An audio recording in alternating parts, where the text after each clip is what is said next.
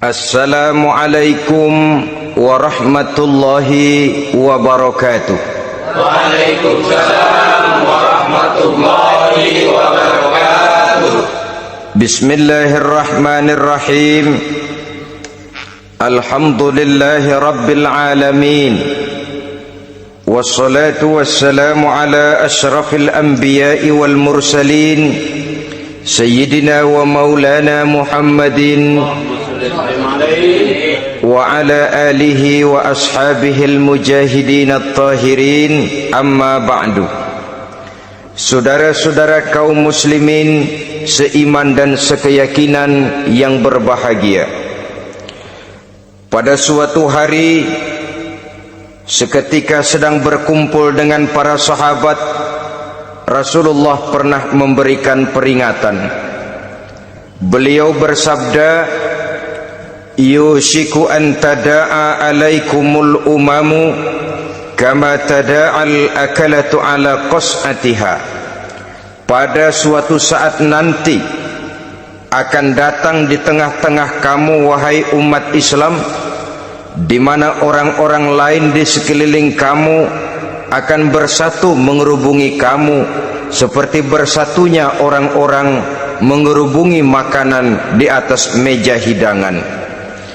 Akan datang satu saat nanti di mana kondisimu dikepung sedemikian rupa, yang barat mau menerkam, yang timur mau menghantam, yang selatan mau menginjak-injak, yang utara pun akan menjelajah. Kondisimu seperti makanan di atas meja hidangan. Sebagian sahabat merasa heran dan terkejut, lalu mereka bertanya, amin qillati nahnu yauma izin ya Rasulullah? Apakah jumlah kami pada waktu itu sedikit ya Rasul? Kami sampai dikepung sedemikian rupa? Beliau menjawab, bal antum yauma izin katsir. Sama sekali tidak. Kamu tidak sedikit pada saat itu, bahkan jumlahmu sangat banyak. Kamu adalah mayoritas. Walakinnakum ghusa'un ka ghusa'is sail. Tetapi keadaanmu saat itu persis seperti buih di lautan. Banyak tetapi centang perenang. Banyak tetapi tidak punya daya dan kekuatan. Banyak tapi dipermainkan gelombang lautan, dihempaskan ke tepian pantai tanpa punya makna dan arti. Kondisimu pada saat itu kuantitas yang tanpa kualitas, sehingga orang lain enak saja mengepung kamu. Akidahmu didangkalkan, dibanjiri dengan peradaban dan kebudayaan yang menjauhkan dari agama. Dari segi maksiat dan munkarat seluruhnya mengepung sampai kita melepaskan nilai-nilai Islam kita ini. Dan celakanya, sambung beliau, wal yanzi'anna fi qulubi aduwikumul mahabata minkum. Akan dicabut kehebatanmu di mata musuh-musuhmu, sehingga pada saat seperti itu orang lain memandangmu umat Islam enteng saja, remeh saja, tidak ada apa-apanya. Sudahlah, pokoknya umat Islam sikat saja. Umat Islam enteng, umat Islam kecil, umat Islam tidak ada apa-apanya. Alangkah ironinya, alangkah menyedihkannya, memilukan dan sekaligus memalukan. Umat yang mayoritas ini dipermainkan oleh yang minoritas. Umat yang jumlahnya terbesar, terbanyak, bahkan konon menurut catatan sampai 90%, tapi dipermainkan oleh mereka kelompok-kelompok kecil ini. Wal yakzifanna fi qulubikumul wahn. Pada saat itu di hatimu dicampakkanlah penyakit wahan. Sahabat kemudian bertanya, wa mal wahnu ya Rasulullah? Apakah penyakit wahan itu ya Rasul? Beliau menjawab, hubbud dunya wa karahiyatul maut. Penyakit wahan itu tidak lain hubbud dunya wa karahiyatul maut. Terlalu cinta kepada dunia dan terlalu takut kepada mati. materialistis dan takut resiko. Dua penyakit inilah yang menyebabkan walaupun umat ini mayoritas, tapi dipermainkan oleh yang minoritas.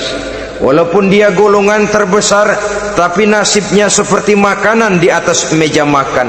Dari segala macam penjuru mau menghantam dia. Saudara-saudara kaum muslimin yang berbahagia, ini merupakan analisa sosial bahwa pada satu saat nanti akan terjadi di tengah-tengah umat di mana kita dihantam dan diserbu dari segala macam penjuru. Akidah didangkalkan, peradaban dan kebudayaan dirusak, makanan dan minuman diracuni, pakaian ditelanjangi dan lain sebagainya, sampai kita melepaskan nilai Islam yang kita cintai ini. Kondisi sosial ini satu saat akan datang kepada kita. Demikian analisa dan peringatan dari Rasulullah sallallahu alaihi wasallam. Marilah sekarang kita melihat, adalah benar bahwa di zaman sekarang kita insya Allah tidak akan mengalami perang Badar sehebat yang pernah dialami oleh Rasul dan para sahabatnya. Tetapi sesungguhnya perang yang kita hadapi di zaman sekarang ini tidak kalah hebatnya dengan perang Badar, tidak kurang dahsyatnya dengan perang Uhud, tidak kurang ngerinya dari perang Khandaq. Hanya saja yang kita hadapi sekarang ini bukan ujung pedang, bukan ujung tombak, bukan ujung panah. Yang kita hadapi sekarang ini adalah perang akidah, perang ideologi, perang mempertahankan keyakinan. Yang kalau kita kalah sekarang, kita memang masih beragama, tetapi anak kita, cucu kita, generasi yang akan hidup 5, 10, 20, 30 tahun yang akan datang, wallahu a'lam bissawab. Islam, saudara-saudaraku, tidak mungkin hilang dari dunia, tetapi tidak mustahil Islam gulung tikar dari desa kita. Tidak mustahil Islam gulung tikar dari kampung dan kota kita jikalau kita tidak menjaganya, jikalau kita tidak memeliharanya, bahkan jikalau kita tidak mewariskannya kepada anak-anak kita, generasi yang akan datang. Marilah kita mengingat sejenak bagaimana Islam di Spanyol yang pernah jaya, pernah mewarnai daratan Eropa, dan yang sekarang hanya sekedar tinggal ceritanya saja. Ini pernah diperingatkan oleh Rasul dalam satu hadis, sayati ala ummati zamanun la yabqal Islam illa ismun wala minal Quran illa rasmun. Akan datang satu masa di tengah umatku di mana pada masa itu Islam ada tapi hanya tinggal sekedar namanya saja, dan Quran pun ada tapi cuma sekedar tinggal tulisannya saja. Apabila kita tidak mewariskan ini kepada generasi yang akan datang, maka serbuan-serbuan dari berbagai macam penjuru dari hari ke hari semakin kita rasakan kehebatannya. Tidak mustahil sejarah Spanyol akan terjadi di desa kita, akan terjadi di kampung kita, akan terjadi di kota kita. Orang Spanyol kalau mereka cerita kepada anaknya, mereka akan cerita, "Nak, di sini dulu ada masjid." Kapan, Pak? Dulu bener dah. Banyak orang Islam kalau hari Jumat pada sembahyang, kapan itu, Pak? Dulu sekali. Sekarang cuma sekedar tinggal ceritanya saja. Bukankah sesuatu yang sangat tidak mustahil apabila kita tidak menjaga dan mewariskan Islam ini kepada generasi yang akan datang, maka serbuan-serbuan akan membawakan hasil yang diinginkan oleh para penyerbu itu tadi. Kita sudah menjadi umat yang mayoritas, tetapi umat yang mayoritas ini menurut Rasul dikepung sedemikian rupa, akidahnya didangkalkan, peradaban dan kebudayaannya ditekan sedemikian rupa, kehidupan sosialnya dibuat individualis, kemudian dari segi pergaulan, pakaian, makanan, minuman dan sebagainya diracuni sampai dia tidak lagi berpegang teguh kepada agamanya. Dan dikala itu hilang kehebatan umat ini di mata musuh-musuhnya.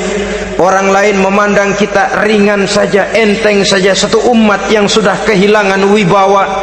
Padahal konon kabarnya kita mayoritas, tapi enak saja dikutak-kutik orang lain. Dan dikala itu di hati kita merajalela penyakit uahan. Penyakit uahan itu apa? Pertama, hubbud dunia, terlalu cinta kepada dunia. Terlalu cinta kepada dunia yang menyebabkan kita lupa akan tanggung jawab dan kewajiban, lupa meneruskan dan mewariskan Islam kepada generasi yang akan datang. Kita berlomba dan berlomba hanya untuk mengejar dunia dan seluruh isinya, baik dia bernama material, baik dia bernama seksual, baik dia bernama pangkat, jabatan dan kedudukan. Berlomba-lomba kita di dalamnya sampai tercampaklah penyakit hubbud dunia di dalam hati ini. Berurat dan berakar dunia itu, sulit dan berat kita berpisah daripadanya. Akibatnya kemauan untuk berbuat demi dan atas nama agama sangat sulit terwujud di dalam kehidupan ini. Yang kedua, karahiyatul maut, terlalu takut kepada mati. Baik mati ajal, mati dalam artian yang sebenarnya, baik mati usahanya, baik mati karirnya, baik mati pangkat dan jabatannya. Sehingga dengan demikian akibatnya jatuhlah kita menjadi umat yang kehilangan wibawa di mata orang lain. Saudara-saudara kaum muslimin rahimakumullah, saya katakan tadi, perang yang kita hadapi di zaman sekarang adalah perang akidah. Perang menghadapi peradaban dan kebudayaan yang menghancurkan moral daripada anak-anak kita. Perang menghadapi banjirnya maksiat dan munkarat, yang di tengah-tengah itu, di samping berkewajiban menjaga diri dan keluarga, kita pun juga berkewajiban menjaga anak-anak kita, generasi yang akan datang, mengarahkan dan mendidik mereka sesuai dengan yang dikehendaki oleh Allah Subhanahu wa ta'ala. Oleh sebab itu, pada pertemuan kali ini yang akan saya bicarakan ialah bagaimana idealnya seorang muslim lebih dahulu memberikan pendidikan kepada anak-anaknya. Di tengah satu situasi dan kondisi di mana serbuan datang silih berganti melanda dan menghantam umat Islam, kemana anak-anak kita ini harus kita arahkan? Karena kita orang tua mempunyai tanggung jawab. Anak adalah amanah, menyia-nyiakan amanah adalah dosa, dan dosa itu merupakan satu dosa yang besar. Bahkan orang tua bisa saja masuk neraka kalau tidak bertanggung jawab tentang anak-anaknya. Satu riwayat menjelaskan, ada orang soleh, ngajinya cukup, solatnya cukup, puasanya cukup, zakatnya cukup, di mana ada majelis taklim hadir, baca Quran hobi, fitnah orang tidak pernah. Di akhirat setelah disidang dia ternyata lebih banyak kebaikannya daripada kejahatannya, maka dia pun diperintahkan dan dipersilahkan masuk ke dalam surga. Giliran anaknya disidang, biang okem nih anak. Ditanya, siapa Tuhanmu? Tidak tahu. Siapa nabimu? Tenyaho. Apa kitabmu? Ora gelem. Kamu pernah sholat? Tidak. Zakat? Tidak. Puasa? Tidak. Judi? Hobi. Zina? Tiap malam. Mabuk? Berat. Wah, brengsek kamu. Kebaikan tidak ada barang sedikit pun, sementara kesalahan dan dosa berlipat ganda. Kamu neraka. Anak ini protes. Benar, saya tidak kenal siapa Tuhan saya. Saya tidak tahu siapa nabi saya tidak tahu kitab suci dan kiblat saya tidak sholat, tidak zakat, tidak puasa. Tiap malam saya judi, saya zina, saya mabuk. Tapi saya kerjakan semua itu karena saya tidak tahu dan orang tua saya tidak pernah memberitahu saya. Dia enak-enakan hadir di majelis taklim, saya nyekek botol, didiemin saja. Dia enak-enakan baca Quran, saya zina, didiamkan saja. Saya bukan tidak mau, orang tua saya sama sekali tidak pernah mendidik saya. Dia mau benar sendiri. Maka kalau sekarang saya harus masuk ke dalam neraka, saya menuntut agar orang tua saya ikut sama-sama bergabung dengan saya ke dalam neraka. Gara-gara dia tuh saya jadi begini. Orang tuamu yang mana? Tuh, yang barusan mau ke surga. Ini orang tua yang sudah mau berangkat ke surga dipanggil. Sebentar dulu mas. Ini benar anak kamu? Iya pak. Waktu di dunia kamu tidak pernah ajarin dia ngaji? Sampai dia tidak kenal Tuhannya, tidak kenal nabinya, tidak kenal kiblat dan kitab sucinya? Iya pak. Dia tidak sholat, kamu diamkan saja. Dia tidak puasa, tidak zakat, kamu bersikap masa bodoh. Bahkan dia judi, dia zina, dia mabuk, kamu pun berdiam diri saja. Iya pak. Tahukah kamu bahwa anak ini adalah amanah? Menyia-nyiakan amanah artinya khianat, dan khianat adalah dosa yang sangat besar. Kamu tidak bertanggung jawab, maka kamu, anakmu gabung ke dalam neraka. Saudara-saudara kaum muslimin rahimakumullah, itu sebabnya Allah pesan benar-benar, ya ayyuhalladzina amanu qu anfusakum wa ahlikum nara. Hai orang-orang yang beriman, jaga dirimu dan keluargamu, istri, anak, orang-orang yang menjadi tanggung jawab dan kewajiban kita, jaga dan pelihara mereka dari api neraka. Saudara-saudara kaum muslimin, lalu kalau kita orang-orang tua yang hidup di zaman sekarang ini sudah sering beristighfar, mengurut dada, melihat situasi, membaca peta keadaan, konon tantangan yang akan dihadapi oleh anak-anak kita 15, 20, 25 tahun yang akan datang jauh lebih berat dari apa yang kita hadapi sekarang ini. Maka adalah wajar jika kita sebagai orang tua yang cinta kepada agama, cinta kepada anak-anak kita, berpikir untuk mewariskan nilai-nilai yang luhur ini kepada anak-anak kita generasi yang akan datang. Bagaimana pada mulanya kita harus mendidik mereka? Mari kita telusuri apa yang dicontohkan oleh Al-Quranul Karim. Orang-orang tua bijaksana yang diceritakan dalam Al-Quran, kalau sudah berpikir tentang anak-anaknya generasi yang akan datang, pendidikan pertama yang diberikan kepada anaknya ternyata adalah persoalan akidah.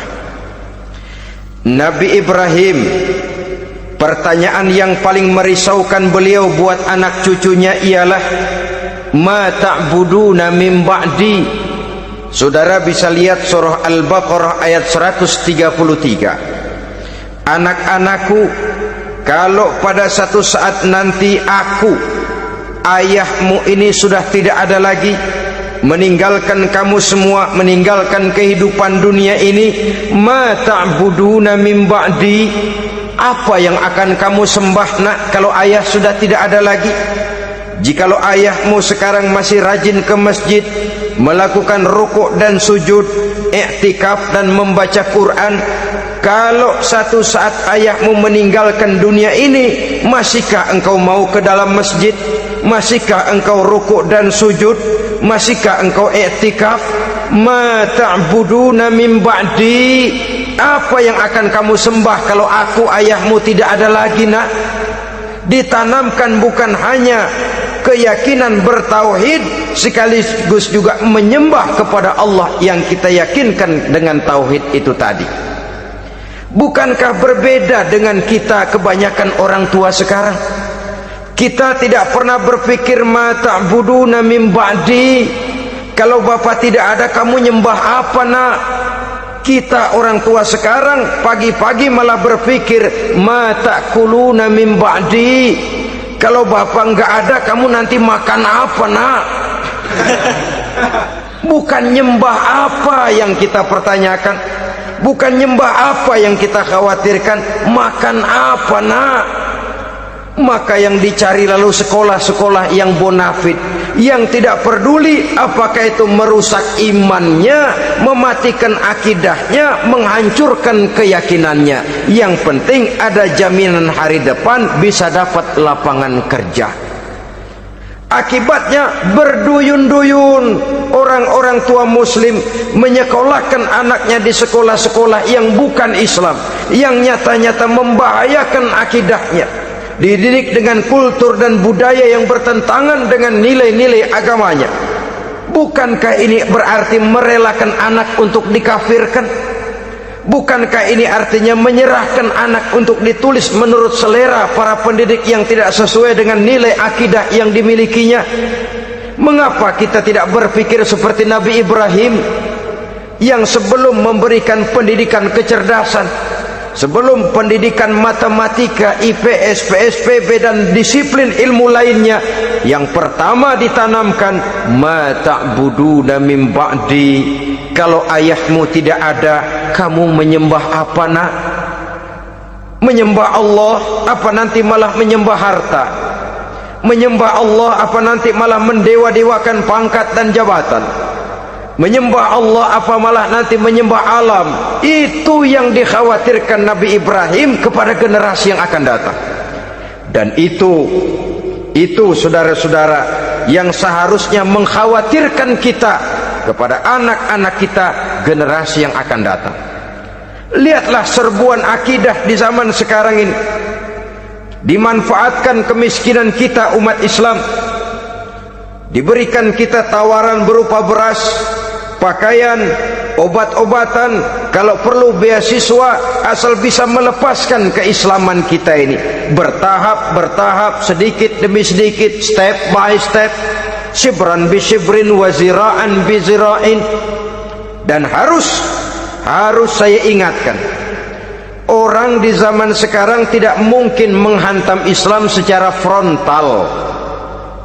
Tidak mungkin menghantam Islam terang-terangan, apalagi mengerahkan satuan militer. Tidak. Orang berhitung bagaimanapun kondisi dan kualitasnya umat Islam, mereka masih punya satu modal penting, fanatisme agama.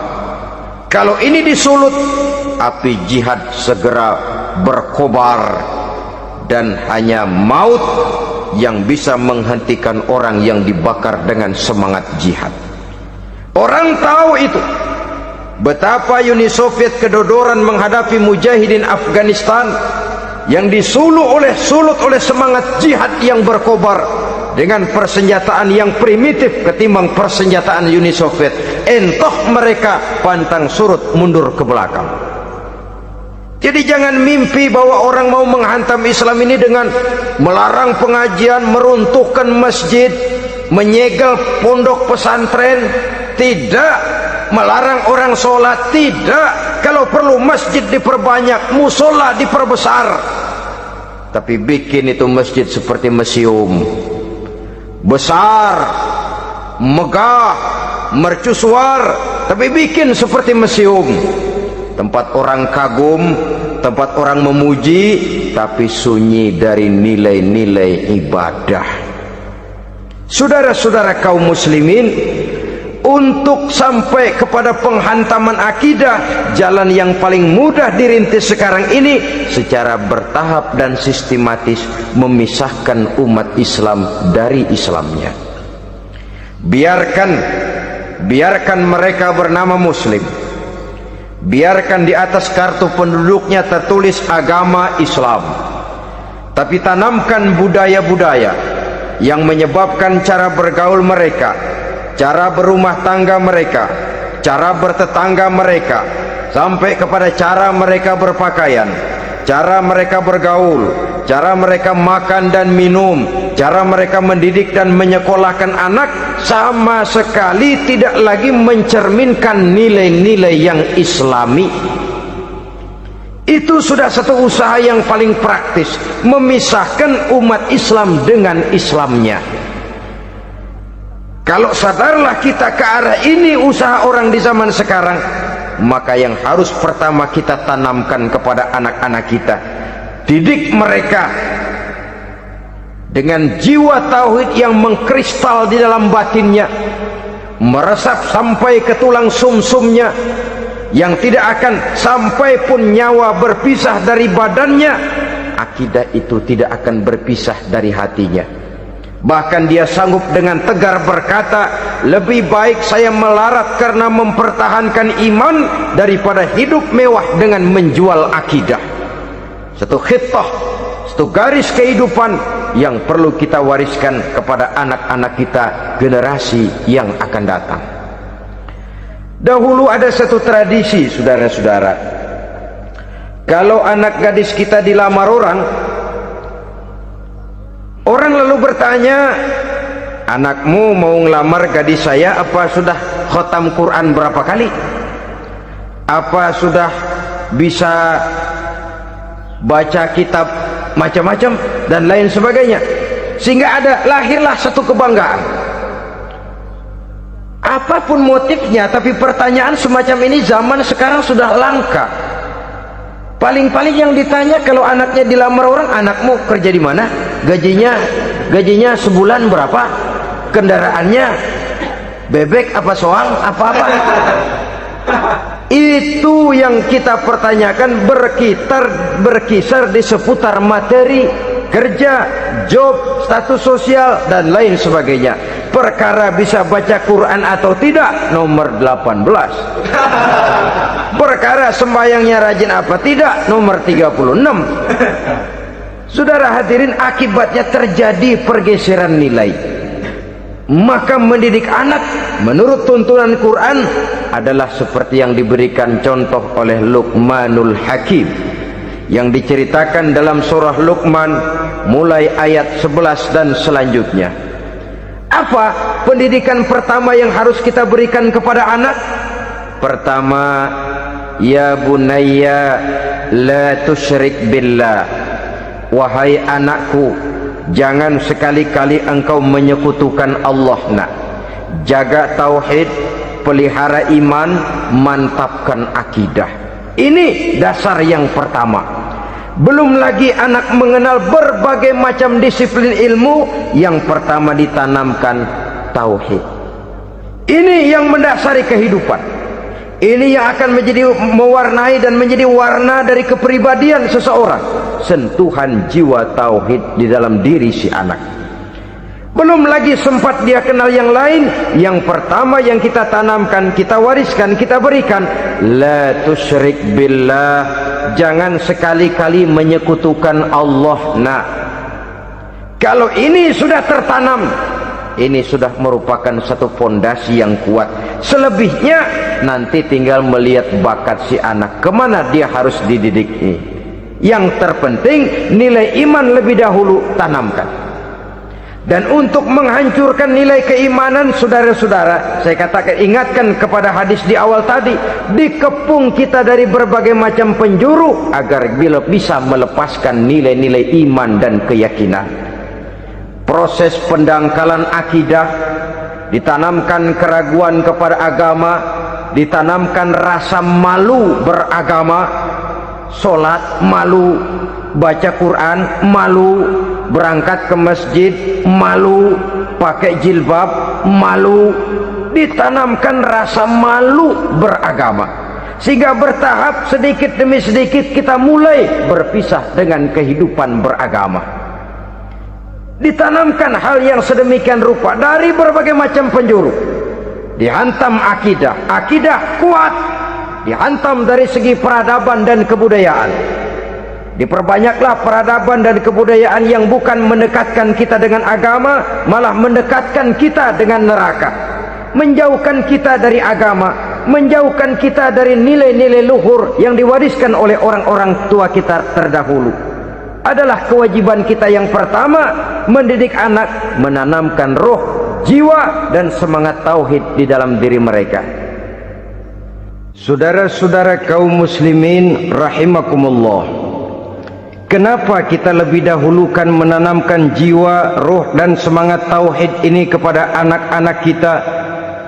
Pertama, kita tidak hanya ingin sekedar mempunyai anak yang pintar, tetapi lebih daripada itu kita pun ingin mempunyai anak yang benar. Segala macam disiplin ilmu, segala macam bentuk penalaran ilmiah dan pengisian intelektualitas manusia mungkin di satu sisi akan membuat dia pintar, tapi di sisi lain belum tentu akan membuat dia benar. Nabi pernah memberikan peringatan, man izdada ilman walam yazdad huda lam yazdad minallahi illa bu'da. Orang yang hanya bertambah ilmu pengetahuannya tapi tidak bertambah hidayah dari Allah, tidak makin mantap keimanannya, maka seluruh nilai-nilai ilmunya hanya akan menjauhkan dia dari Allah Subhanahu wa ta'ala.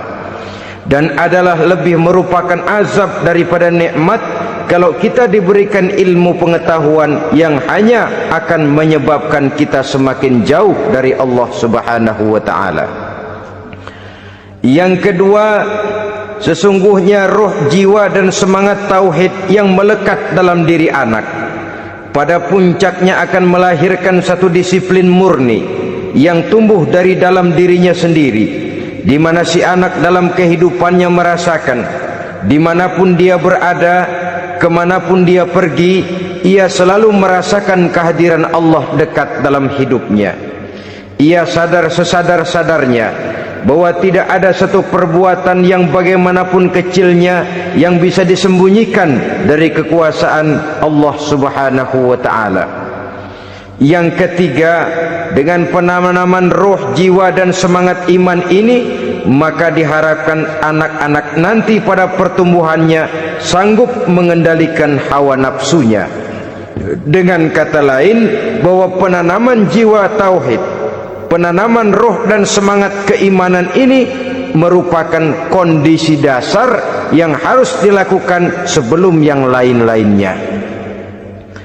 Kemudian pendidikan kedua yang diberikan oleh Al-Quran melalui contoh dan model dengan Luqmanul Hakim ini, setelah menanamkan tauhid, ditanamkanlah kepada si anak ini rasa hormat kepada orang tuanya.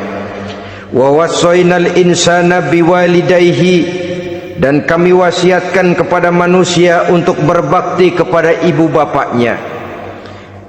Hamalathu ummuhu wahnan ala wahnin, karena ibunya telah mengandungnya dengan kepayahan di atas kepayahan, maksudnya dengan kepayahan dan kelelahan yang berlipat ganda. Sehingga ketika Rasul ditanyakan orang, "Ya Rasul, siapa yang paling harus saya taati di dunia ini?" Beliau menjawab, "Ibumu." Kemudian, "Siapa lagi ya Rasul?" "Ibumu." Setelah itu, "Siapa lagi ya Rasul?" "Ibumu." Dan kemudian, "Siapa ya Rasul?" "Bapakmu." Ibu, ibu, ibu, bapak. Bahkan al-jannatu tahta aqdamil ummahat, surga berada di bawah telapak kaki ibu. Bagaimana menanamkan rasa hormat kepada orang tua di hati anak? Tentu yang pertama, bagaimana orang tua bisa memberikan keteladanan. Marilah kita sebagai orang-orang tua ini menyadari bahwa sebelum anak kenal sekolah dasar, sebelum anak kenal TK, ibtidaiyah, sanawiyah sampai kepada perguruan tingginya, yang pertama dia kenal adalah lingkungan rumah tangganya, gurunya adalah ibu bapaknya. Di sini berlakulah apa yang dinamakan keteladanan. Keteladanan jauh lebih berhasil daripada sekedar teori-teori yang muluk. Keteladanan jauh lebih berhasil daripada berbagai macam indoktrinasi dan penataran. Kurangnya keteladanan akan menyebabkan anak mencari pola. Apabila kita orang tua ini tidak bisa memberikan keteladanan yang baik kepada anak-anak kita, maka pada suatu saat anak-anak akan menganggap enteng dan kehilangan wibawa kita sebagai orang tua di mata mereka. Dikala itu akan sangat sulit kita membentuk kepribadian mereka. Bukankah di zaman sekarang ini kita banyak mengalami krisis wibawa, krisis figur? Ada yang karena rapotnya merah melulu gurunya dikeroyokin, Pak Guru pulang sekolah dicegat, bahkan nyaris ada orang tua pernah dibunuh oleh anaknya sendiri, dan lain sebagainya. Kasus-kasus yang sebenarnya tidak perlu terjadi, karena memang bukan saja bertentangan dengan nilai budaya kita sebagai bangsa, tapi juga bertentangan dengan ajaran agama kita sendiri. Krisis wibawa, krisis figur, yang juga akibatnya harus kita sadari banyak faktor yang membentuk kepribadian anak. Pergaulannya, yang dibacanya, yang ditontonnya, yang disaksikannya di dalam kehidupan. Benar kita menyekolahkan mereka, tapi berapa jam mereka di sekolah? 6 jam, 7 jam paling lama. Sedangkan mereka hidup satu hari satu malam 24 jam. Kalau cuma 7 jam di sekolah, ini berarti lebih banyak dia di luar sekolah. Dan di luar sekolah itu artinya ya rumah tangganya, ya temannya, ya lingkungan di mana dia tinggal, yang seluruhnya sangat besar pengaruhnya dalam ikut membentuk kepribadian anak-anak kita. Saya katakan tadi, di samping kita menghadapi perang akidah, kita pun berhadapan di dalam perang menghadapi peradaban dan kebudayaan yang bukan saja menjauhkan kita dari agama, tetapi sanggup menghancurkan moral daripada anak-anak kita. Secara pribadi, saudara-saudara, saya iri, saya kagum misalnya dengan kemajuan yang diperoleh oleh negara tetangga kita, Jepang misalnya. Padahal tahun 45 ia pun hancur lebur oleh meledaknya atom di Hiroshima dan Nagasaki. Tapi bagai satu tenaga raksasa kemudian Jepang bangkit menjadi satu negara superpower di Asia. Bahkan gurunya saja Amerika sekarang ini kewalahan menghadapi perang dagang dengan Jepang ini. Dan yang menarik, Jepang bisa maju dan modern dengan tetap menjadi Jepang, tanpa harus kehilangan identitasnya sebagai satu bangsa, tanpa harus kehilangan kepribadiannya sebagai satu bangsa. Sebagai negara yang sedang berkembang, kita sering latah, kita ingin meniru Barat, tapi bukan teknologinya, westernisasinya yang kita tiru, bukan isinya, kulitnya yang kita ambil. Akibatnya apa? Modernnya belum, orangnya sudah Barat. Bergaulnya sudah cara Barat, berumah tangganya sudah cara Barat, berpakaiannya sudah cara Barat, mendidik anaknya sudah cara Barat. Di mana ketemu orang tua cukup hello daddy. Kulitnya kita ambil, sementara isinya kita campakkan. Ironi dan menyedihkan. Padahal kita sesungguhnya bisa maju dan modern, bisa mengejar segala ketinggalan dan keterbelakangan kita, dengan tetap menjaga nilai-nilai luhur budaya kita sebagai satu bangsa, mengambil isinya, dan kalau memang tidak perlu lalu mencampakkan kulitnya. Pengaruh peradaban dan kebudayaan yang menghancurkan moral daripada anak-anak kita oleh pesatnya arus teknologi, oleh pesatnya arus komunikasi, di mana hal-hal yang terjadi di belahan dunia lain dapat kita saksikan hari ini juga melalui layar televisi. Yang terjadi di Amerika, di Eropa, di Afrika, di ujung dunia yang paling ujung sekalipun, di ujung dunia yang paling ujung, hari ini kejadian, hari ini sudah bisa kita saksikan. Pesatnya arus komunikasi, kalau jatuh ke tangan anak-anak kita yang belum mempunyai filter, daya saring positif, akan dicerna oleh mereka tanpa memilah dan memilih. Akibatnya orang kampung bilang kelolodan. makan nggak dikunyah lagi, tentu saja akhirnya kelolodan, dan kalau sudah kelolodan menyusahkan kita seluruhnya.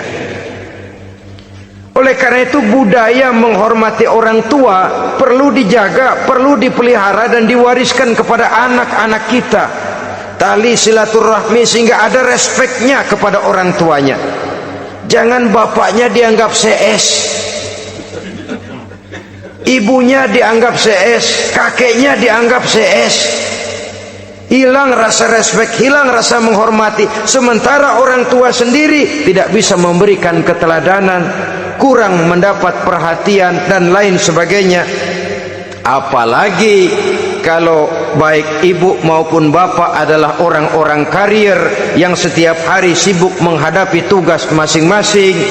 Bapak sibuk rapat, pindah kantor sana kantor sini, ibu sibuk arisan, besarlah anak-anak di tangan pembantu dan lain sebagainya, sehingga dia merasa kurang mendapat perhatian, dan ini akan ikut membentuk warna dari kepribadian yang dimilikinya. Sampai kepada pelosok-pelosok desa, jaringan televisi memang menguntungkan. Tapi kalau sudah sampai kepada menayangkan budaya-budaya yang tidak sesuai dengan pola di mana mereka tinggal, pola lingkungannya, dan ingin mereka terapkan dalam kehidupan, ironi dan menyedihkan. Maka sering dikatakan, jikalau ABRI masuk desa, rakyat beruntung. Jikalau listrik masuk desa, rumah jadi terang. Jikalau koran masuk desa, rakyat jadi cerdas. Jikalau hakim masuk desa, rakyat lalu sadar hukum. Tapi jikalau maksiat dan munkarot masuk desa, minuman keras masuk desa, judi masuk desa, pelacuran masuk desa, rakyat tentu kiamat. Dan kita harus punya budaya untuk memilah dan memilih, mempunyai filter untuk jadi daya saring positif. Oleh karena itu saudara-saudara, tahap kedua setelah menanamkan jiwa tauhid kepada anak, tanamkan rasa hormat kepada orang tuanya. Orang tua itu ibu bapaknya, orang tua itu guru-gurunya yang mengajarkan dia, atau yang dianggap tua yang lebih senior dari dia. Karena tidak ada satu peradaban yang berdiri sendiri. Bagaimanapun maju dan modernnya kita sekarang, tentu merupakan mata rantai yang berkaitan dari generasi terdahulu. Ini yang kedua. Setelah tauhid, berbakti kepada ibu dan bapak. Tidak ada satu kebahagiaan yang bisa ditegakkan di dunia ini tanpa doa, tanpa restu daripada ibu dan bapak. Ini keramat hidup. Doanya dikabul Allah dan kutuknya juga dikabul oleh Allah Subhanahu wa ta'ala. Jadi mendidik anak setelah menanamkan jiwa tauhid, menanamkan rasa hormat dan taat berbakti kepada ibu bapaknya. Itu yang kedua. Kemudian yang ketiga, melalui model Luqman, Quran mendorong kita untuk mendidik anak, menanamkan etika otonom. Apa itu? Ya bunayya, innaha intaku mithqala habbatin min khardalin fatakun fi sakhratin aw fis samawati aw fil ardi ya'ti biha Allah. Wahai anakku, sesungguhnya kalau ada satu kebaikan yang kamu kerjakan, kecil, tidak nampak oleh pandangan mata yang zahir, yang kecil itu tersembunyi di puncak langit, di dasar bumi yang paling dalam, atau di tengah batu hitam sekalipun, Allah pasti mengetahuinya dan pasti akan memberikan balasan yang seadil-adilnya. Pendidikan apa ini? Pendidikan moral, menanamkan etika otonom. Nah, kau berbuat baik jangan karena dilihat orang. Kau tidak mau melakukan kejahatan, jangan cuma karena ada polisi. Kalau ada polisi kau tidak mau jahat, kucing juga begitu. Coba lihat kucing, taruh ikan asin di piring kaleng, tongkrongin. Aduh, kucing kalem, sopan, tenang. Sedikit kita lengah, habis ikan digarap. Tapi ditanamkan satu kesadaran, kemanapun kau pergi nak, apapun yang kau kerjakan, tersembunyi di tengah batu, di dasar bumi, di puncak langit, Allah pasti tahu. Dalam bahasa yang ringan, nak, kita ini diawasi oleh dua hiperkomputer yang maha sensitif, produksi langit, mereknya Rokib dan Atid. Itu komputer yang sangat peka dan sensitif. Jangankan kita berbuat, kita berniat baik saja, komputer sudah nyatat sendiri. Inilah yang orang sekarang namakan waskat, nak, pengawasan malaikat. Kalau hidup sudah merasa diawasi oleh malaikat, waskat berhasil. Tapi kalau waskat sudah diawasi malah nekat, itu yang gagal. Atau yang diawasi dan yang mengawasi sama-sama sepakat, nah, itu juga bisa cincai. Saudara-saudara kaum muslimin rahimakumullah, waskat dalam pengertian kita muslim, bagaimana hidup ini merasakan diawasi oleh malaikat. Intelektualitas yang tinggi sekalipun, IQ yang nilainya plus sekalipun, disiplin ilmu yang bagaimanapun banyak yang memenuhi benak kita, tanpa diiringi oleh etika otonom, orang sering mencari celah dan kesempatan. Mencari celah dan kesempatan. Tapi kalau sudah merasa kemanapun saya pergi, dimanapun saya berada, kebaikan bagaimanapun sekecilnya saya lakukan, toh Allah pasti akan memberikan balasan. In khairan fa khairun, wa in syarran fa syarrun. Jikalau baik, baik balasan yang kita terima. Jikalau jahat, jahat kejahatan yang kita terima. Kalau sudah ke arah ini kita berpikir, maka sesungguhnya kalau kita berbuat baik kepada orang lain, hakikatnya kita sudah berbuat baik kepada diri kita sendiri. Lalu tidak ada merasa rugi berbuat baik kepada orang, karena manakala dia melakukan kebaikan kepada orang lain, artinya dia sudah berbuat baik untuk dirinya sendiri. Jadi setelah tauhid, kemudian berbakti kepada ibu bapak, yang ketiga baru pendidikan tentang akhlak, tentang moral. Pola ini yang sering terlupakan oleh kita, bahwa bagi kita itu pendidikan tidak lain upaya mencerdaskan otak anak. Jangan sampai sebab ini kelihatannya pembangunan makin maju, persaingan hidup makin tajam, tensi ekonomi semakin tinggi, sementara jumlah tenaga kerja dengan lapangan kerja yang tersedia jauh dari mencukupi. Jikalau tidak membekali anak dengan pendidikan yang menunjang lapangan pekerjaan, orang tua khawatir, takut sekali anaknya jadi gelandangan. Dikhawatirkannya kehidupan dunia ini, sementara dia lupa kalau anaknya bisa jadi gelandangan di akhirat. Padahal selama-lamanya gelandangan di dunia paling seumur manusia itu 60 tahun, 70 tahun lah umur orang sekarang. 70 itu sudah luar biasa itu. Tapi kalau harus menggelandang di akhirat, menjadi gelandangan di akhirat, alangkah menyedihkannya. Apakah akan kita korbankan satu kehidupan yang langgeng, abadi, cuma karena tertipu oleh fata morgana dan kamuflase? Kita korbankan yang sedikit, kita korbankan yang besar karena kita memilih yang sedikit. Dalam bahasa Al-Quran memang pernah diceritakan hidup ini hakikatnya perlombaan, saudara-saudara. Perlombaan. Dan di dalam perlombaan itu ada yang menang, ada yang kalah. Al-Quran lalu memberikan peringatan, Alhaakumut takatsur, kamu telah lalai karena berlomba-lomba memperbanyak harta, mempertinggi pangkat dan kedudukan, hatta zurtumul maqabir, sampai kamu akan masuk ke liang kubur baru sadar. Apalagi kalau napas sudah sampai di tenggorokan, persis Fir'aun sudah tenggelam di lautan merah, mau mampus, baru dalam sekaratnya amantu bi Rabbi Musa wa Harun, kalau begini caranya, saya juga percaya kepada Tuhan Musa dan Harun, percaya kepada Allah. Sudah mau mati, baru amantu bi Rabbi Musa, kami percaya kepada Tuhan Nabi Musa, kata Fir'aun. Malaikat maut kesel benar, dilelepin terus di laut, mampus tuh sekalian.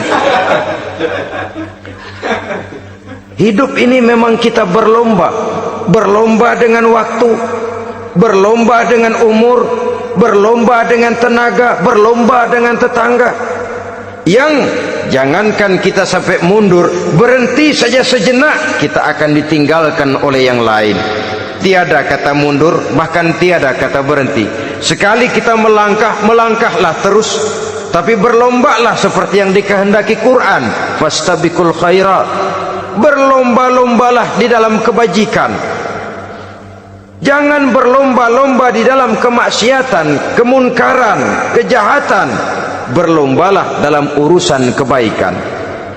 Saudara-saudara kaum muslimin rahimakumullah, tauhid, berbakti kepada ibu bapa, kemudian pendidikan tentang moral. Apabila pendidikan tentang moral sudah tertanam, barulah lihat bakat si anak, kemana bakatnya. Anak saya kelihatannya dari kecil demennya main bedil-bedilan saja. Abri kali itu, kirim ke Magelang, masukkan akabri. Tapi dengan syarat 3 itu tadi, iman sudah tertanam, rasa bakti kepada ibu bapak sudah ada, dan punya nilai moral, sehingga boleh jadi nanti dia menjadi jenderal yang beriman, yang berbakti kepada ibu bapaknya, dan punya moral yang tinggi. Kan lebih baik rakyat rendah tapi akhlaknya tinggi, daripada pejabat tinggi tapi moralnya rendah. Jauh lebih baik rakyat rendah punya moral tinggi ketimbang pejabat tinggi punya moral rendah. Nilai moral ini yang jadi ukuran dan barometer di masyarakat. Yang ini yang sering kita lupakan, bahwa kehancuran satu bangsa dimanapun di dunia ini selalu dimulai dengan kehancuran moral daripada bangsa itu sendiri. Sekarang membina nilai moral ini berat. Gadis kita, remaja, putri, diberikan pakaian jilbab, mungkin dia sendiri masih setengah-setengah, ditambah lagi oleh ledekan temennya. Jilbab lah kuno, bau sorga lah, bau masjid lah, bau menyan lah. Ditanamkan rasa malu untuk hidup dekat dengan agama. Kalau moral semacam ini sudah tertanam, sedikit demi sedikit kita mulai mengucapkan selamat tinggal kepada agama. Dan kemalangan apa yang lebih malang kalau kita sudah jauh dari agama ini? Bukankah Islam telah menyelamatkan manusia dari penyakit jahiliyah dan membawanya kepada satu kehidupan yang maju dan modern? Kalau kita tinggalkan Islam ini, bukankah artinya kita akan kembali kepada satu zaman jahiliyah? Hanya saja jahiliyah itu berada di abad modern, versinya tentu lebih modern. Kalau zaman jahiliyah dulu mabuknya pakai arak, zaman sekarang sudah macam-macam orang bisa mabuk. Kalau zaman jahiliyah dulu anak perempuan dikubur hidup-hidup, zaman sekarang kadang-kadang belum sempat lahir ke dunia, malah sudah dibunuh lebih dahulu. Versinya saja yang berbeda. Kalau di zaman jahiliyah dahulu manusia menyembah batu yang bernama Latta, Uzza, Manat dan Hubal, di zaman jahiliyah modern sekarang ini orang sering menyembah kepala bagiannya, sering menyembah atasannya, sering menyembah komputer, sering menyembah teknologi modern yang lebih diyakininya daripada Allah sebagai keyakinan sentral di dalam hidupnya. Saudara-saudara kaum muslimin rahimakumullah. Jadi yang ketiga, nilai moral yang ditanamkan kepada anak-anak kita supaya dia bisa menghadapi tantangan-tantangan hidup yang semakin berat ini dengan tetap berpegang teguh kepada nilai-nilai moral yang diwarnai oleh jiwa keimanannya yang bersumber dari ajaran agamanya. 3. Kemudian yang keempat, barulah tatanan kehidupan sehari-hari. Apa kata Luqman? Ya bunayya aqimis shalah. Setelah bertauhid, berbakti kepada ibu bapa, punya nilai moral. Ya bunayya aqimis shalah, nak dirikan solat. rumah tangga muslim. Anak berumur 7 tahun sudah berani meninggalkan sholat, kata Nabi, pukul. Bukan untuk menyakiti, untuk mendidik, karena sayang kepada anak. Saudara-saudara, kita khawatir betul kepada anak. Kalau dia pulang dari sekolah, buru-buru kita sebagai orang tua bertanya, sudah makan nak? Sudah istirahat nak? Tapi jarang kita sebagai orang tua melontarkan, sudah sholat nak? Bahkan kita bisa memberikan sugesti kepada anak. Nah, kalau kau naik kelas 1 sampai naik ke kelas 2, bapak beliin sepeda. Tamat SD nak, motor. Tamat SMP nak, ke Bali kita. Tamat SMA nak, Singapura. Saudara-saudara, tapi kalau untuk urusan sholat misalnya, kita tidak pernah memberikan sugesti kepada anak-anak kita. Nah, kalau kau hafal Fatihah lengkap dengan artinya, bapak beliin sepatu. Nah, kalau kau bisa sholat dengan baik, cukup syarat rukunnya, bapak beliin sepeda. Ada rangsangan, ada sugesti yang membuat anak lebih tergerak untuk hidup dalam suasana keagamaan. Ya bunayya aqimis sholat, nak dirikan sholat. Sebab ini sandaran vertikal yang paling langsung antara manusia dengan Tuhannya. Menyadari bahwa sepanjang yang bisa dilakukan oleh manusia hanyalah berusaha, dan kepastian sepenuhnya ada di tangan Allah. Dengan sholat kepribadianmu diperteguh, dengan sholat sandaran vertikalmu kepada Allah diperkuat.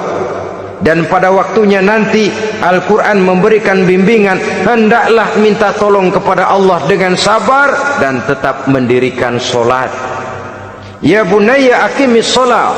Setelah itu wa'mur bil ma'rufi wanha 'anil munkar. Tegaklah membina yang ma'ruf, tegaklah mencegah yang munkar. Ini sikap hidup sudah. Solat tadi tugas hidup. Lalu sikap hidup tampil di tengah masyarakat, membina yang ma'ruf, mencegah yang munkar sesuai dengan kesanggupan masing-masing. Bukankah setiap kita kepingin punya anak yang bermanfaat, setidaknya bagi keluarganya, syukur kalau bisa bagi lingkungannya, bagi masyarakat, bangsa dan negaranya. Dan satu di antara tanda orang yang bermanfaat, kalau dia bisa hidup menjadi penganjur yang ma'ruf dan pencegah yang munkar. Dan itu kalau tidak ada hidayah, sulit orang mau melaksanakan itu. Sebab apa? Ada kecenderungan belakangan ini di mana agama dianggap urusan pribadi. Sehingga orang lalu sering bilang, jangan bawa-bawa agama dah, itu kan bukan urusan agama. Ini sudah ciri berpikirnya sekuler. Jangan bawa-bawa agama, agama urusan pribadi. Artinya orang mau sholat mau enggak, jangan bilang apa-apa dah, urusan dia sendirian. Dia mau puasa dia enggak, merdeka saja, urusan pribadi. Agama bukan persoalan pribadi. Apalagi jika sudah menyangkut amar ma'ruf dan nahi munkar, siap menegakkan yang baik, mencegah yang munkar, untuk tegaknya satu masyarakat yang diwarnai oleh kebaikan dan terhindar dari segala macam kejahatan. Dan terus ayat-ayat selanjutnya mencerminkan sikap hidup. Namun yang intinya, cara mendidik anak yang baik yang dicontohkan oleh Al-Quran dengan Luqmanul Hakim sebagai model. Pertama, tanamkan tauhid. Yang kedua, tanamkan rasa hormat dan berbakti kepada ibu bapaknya. Yang ketiga, tanamkan moral, nilai akhlak yang tinggi. Setelah itu yang keempat, biasakan hidup dalam suasana keagamaan. Kontrollah sholatnya, kontrollah baca Qur'annya, kontrollah puasanya di bulan Ramadan. Ajaklah anak-anak sholat berjamaah, sehingga dengan demikian dia terbiasa oleh satu suasana yang mendekatkan dia dengan nilai agamanya. Dari sana diharapkan nilai-nilai ilmu yang didapatnya dari bangku sekolah akan menciptakan keseimbangan dengan yang ditanamkan oleh orang tuanya dalam bentuk yang dijelaskan oleh surah Luqman itu tadi. Sehingga apabila keseimbangan ini terwujud, akan menjalin keseimbangan dalam pola berpikir, dan keseimbangan dalam pola berpikir akan melahirkan keseimbangan dalam perbuatannya. Terwujudlah kita harapkan insan yang fid dunya hasanah wa fil akhirati hasanah. Inilah harapan kita semua. Mudah-mudahan Allah memberikan kekuatan kepada kita untuk mewariskan nilai-nilai yang baik kepada generasi yang akan datang, sehingga esok harus lebih baik daripada hari ini, dan lusa harus lebih baik daripada hari esok. Terima kasih atas perhatian saudara. Mohon maaf atas segala kekurangan. Usikum wa nafsi bitaqwallah. Wassalamualaikum warahmatullahi wabarakatuh. Waalaikumsalam.